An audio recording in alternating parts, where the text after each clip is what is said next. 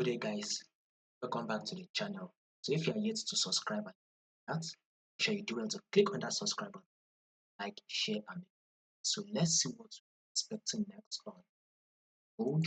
So let's zoom it out. Option is an option. See we have a series of I.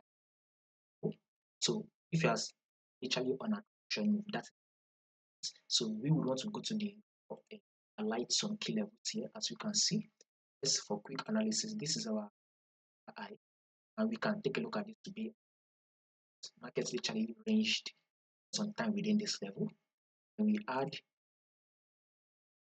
and see it which took out this previous high, then comes the back that high here. You can see it's this higher high took out this previous high, add a bit of it back. So next movement is a new higher. So basically we should be expecting a bullish move on gold. So our next target on gold is 3,700.